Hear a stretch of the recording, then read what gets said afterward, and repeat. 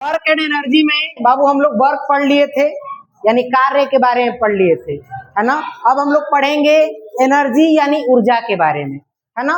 बड़ा important topic है ना। इससे लगातार आपका क्वेश्चन एराइज होता है आपके एग्जाम में, आपके फाइनल एग्जाम में, है ना। लगातार एराइज होते रहता है। चलिए आइए इसके बारे में समझते हैं। एनर्जी, इसको हिंदी में हम लोग ऊर्जा के नाम से जानते हैं। किस नाम से जानते हैं? ऊर्जा के नाम से जानते हैं।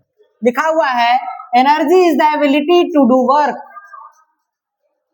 काम करने की क्षमता को ही क्या नाम देते हैं? एनर्जी नाम देते हैं। किसी भी व्यक्ति का जितना काम करने की क्षमता है वही उसका क्या कहलाएगा? एनर्जी। जैसे सपोज मेरा जो क्षमता है वो मेरा एनर्जी कहलाएगा, आपका जो क्षमता है वो आपका एनर्जी कहलाएगा, ये लड़का लोग का जो क्षमता है काम करने का वो उसका एनर्जी कहलाएगा। यानी सबका एनर्जी जो होगा वो सेम होगा कि अलग अलग होगा? सबका काम करने की क्षमता अलग अलग है तो एनर्जी भी क्या होगा? अलग अलग होगा। समझ में आ रहा है? काम करने की क्षमता को ही क्या नाम देते हैं? एनर्जी नाम देते हैं। क्या नाम देते हैं? एनर्जी नाम देते हैं। कोई दिक्कत है? नहीं।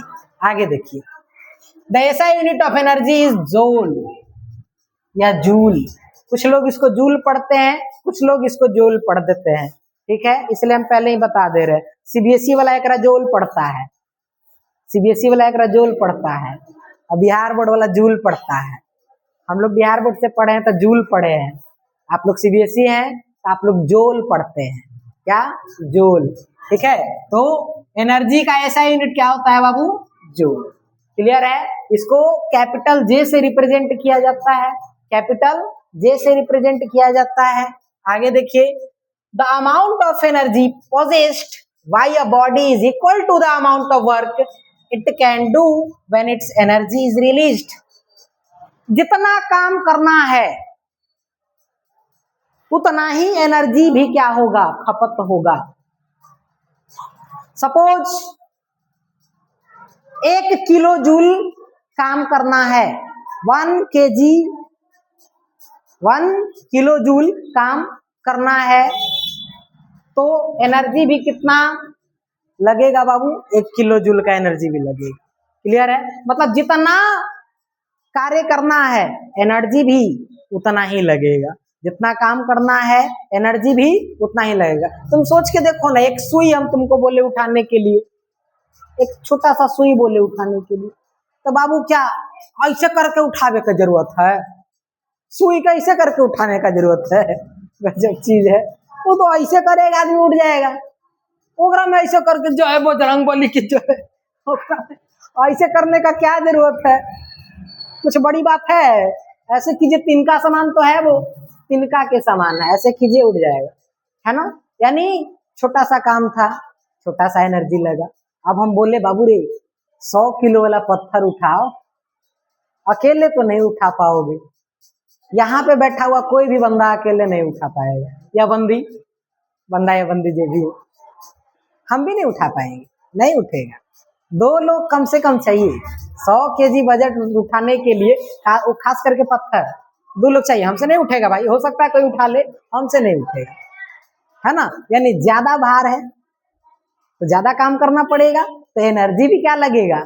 ज्यादा लगेगा। हाँ, तू ना पूरा उठा लेगी कहना है, तुम तो 1000 किलो वाला उठाएगी, है ना। आगे देखिए, the energy required to do 1 joule of work. अभी हम थोड़ा देर पहले बता रहे थे कि अभी 1 जूल का वर्क करना है, एनर्जी का हम बताएं कि स्टैंडर्ड यूनिट क्या होता है बाबू? जूल होता है। तो यदि 1 जूल का काम करना है तो तुमको एनर्जी भी कितना लगेगा? 1 जूल। अभी तो हम थोड़ा देर पहले बता रहे थे कि यदि 1 किलो जूल का काम करना तो 1 किलो जूल एनर्जी लगेगा, 1 जूल का काम करना तो 1 जूल एनर्जी लगेगा। क्लियर है? आगे देखिए, and joule is a small unit of energy, so sometimes a bigger unit of energy called kilo joule. Joule छोटा एनर्जी है, किलो जूल बड़ा एनर्जी है। जैसे आप जाते हैं इलायची लेने, तो या तो एक 5-10 रुपया का लेते होंगे, या तो 25 ग्राम 50 ग्राम 100 ग्राम लेते होंगे। कभी 1 किलो इलायची लिए हैं घरे खाना बनाने के लिए? हमको उम्मीद नहीं है कि कोई ऐसा किया होगा। कभी कोई दुकान में जाके कहें भैया 1 किलो इलायची दे दीजिए, ओकरे पास नहीं रहेगा, दुकाने वाला के पास नहीं रहेगा। हम दुकान वाला का बात नहीं कर रहे हैं, हम घर का सामान लाने का बात कर रहे हैं कि कभी किसी दुकान में जाकर के कहें कि 1 किलो इलायची दे दीजिए, नहीं ना, नहीं। हाँ, 1 किलो चीनी दे दीजिए, 2 किलो चीनी दे दीजिए, ये हो सकता है 5 किलो आलू दे दीजिए, 10 किलो आलू दे दीजिए, 50 किलो, ये हम मान लेंगे। लेकिन ये हो ही नहीं सकता 5 किलो इलायची दे दीजिए, क्या करोगे? समझ में आया? तो कहने का मतलब मेरा सिर्फ इतना ही है कि यदि तुमको छोटा सामान लेना है तो छोटा यूनिट का इस्तेमाल करते हो, ग्राम का इस्तेमाल करते हो। बड़ा यूनिट में लेना है तो केजी में जाते हो, है ना, उसके बाद क्विंटल में जाते होगे, है ना, इस प्रकार से बढ़ते। तो उसी प्रकार से यहाँ पे जूल जो है वो छोटा यूनिट है, बड़ा यूनिट क्या हो गया? Kilo joule. क्लियर है?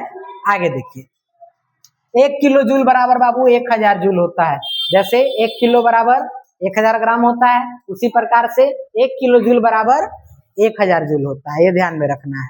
आगे क्वेश्चन आपको मिलेगा, वहां पे इस्तेमाल होगा ये सबका, है ना, आपको यूनिट का इस्तेमाल होगा। जब आप आंसर ला दीजिएगा तो आंसर का डायरेक्ट लिख दीजिएगा 1200, नहीं, आप एनर्जी निकाल रहे हैं तो 1200 जूल लिखना पड़ेगा।